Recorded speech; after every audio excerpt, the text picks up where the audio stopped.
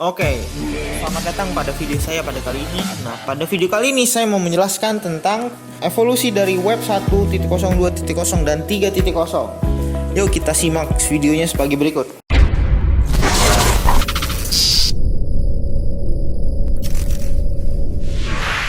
Nah, pertama kali saya akan menjelaskan tentang apa itu web 1.0. Web 1.0 adalah teknologi web yang pertama kali digunakan dalam aplikasi World Wide Web, yang banyak digunakan dalam situs web yang bersifat personal. Nah, di antara lain ada beberapa ciri karakteristik dari web 1.0 ini.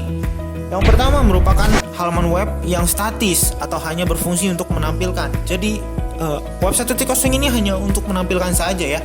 Dan yang kedua, halaman masih didesain dengan HTML murni, yaitu kita hanya bisa melihat saja tanpa adanya interaksi. Dan yang ketiga, biasanya itu hanya menyediakan semacam buku online tamu atau tidak ada interaksi yang lain, yaitu sama saja seperti fitur 2 tadi. Dan yang keempat, masih menggunakan form-form yang dikirim melalui email, sehingga komunikasi pun hanya baru sebatas satu arah. Nah, selanjutnya kita akan masuk ke dalam web 2.0.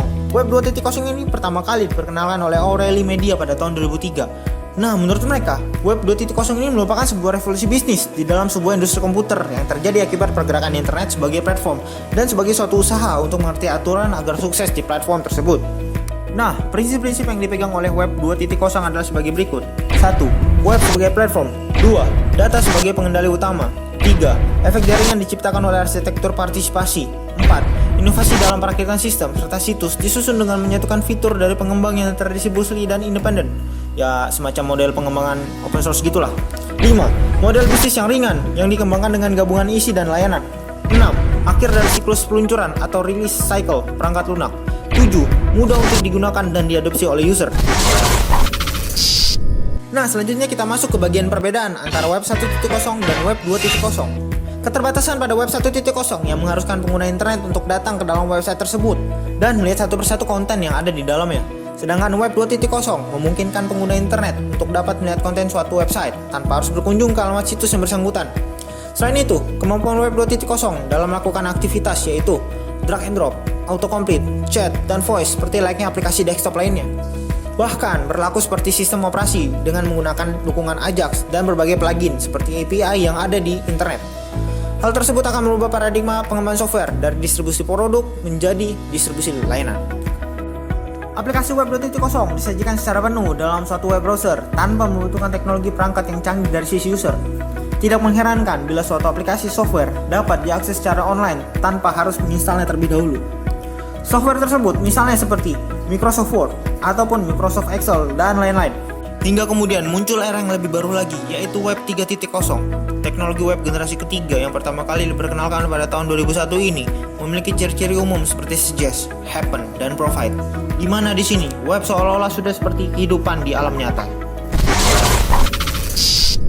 Web 3.0 ini juga merupakan salah satu realisasi dari pengembangan sistem kecerdasan buatan yang diciptakan untuk global metadata yang dapat dimengerti oleh sistem, sehingga sistem dapat mengartikan kembali data tersebut kepada pengunjung dengan baik.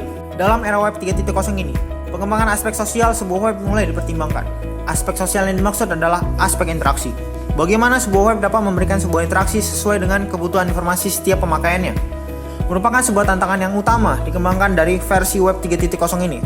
Walaupun hanya bersifat virtual 3D, namun ternyata banyak yang mengharapkan perkembangan teknologi web ini dapat memenuhi kebutuhan setiap bidang informasi, bahkan setiap orang yang mengunjunginya.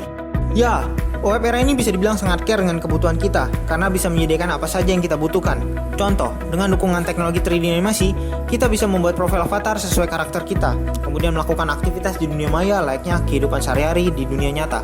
Mulai dari jalan-jalan, ke mall, ke bookstore, bercakap-cakap dengan teman, dan lain sebagainya. Jadi, bisa disimpulkan kalau web 3.0 ini mampu memberi saran dan nasihat untuk kita, di samping menyediakan apa saja yang kita butuhkan.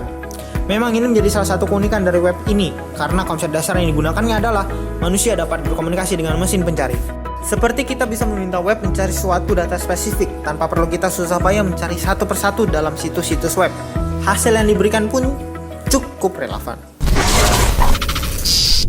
Ya, cukup sekian penjelasan dari web 1.0, 2.0, dan 3.0 ini. Semoga informasi yang diberikan itu dapat membantu Anda. Terima kasih.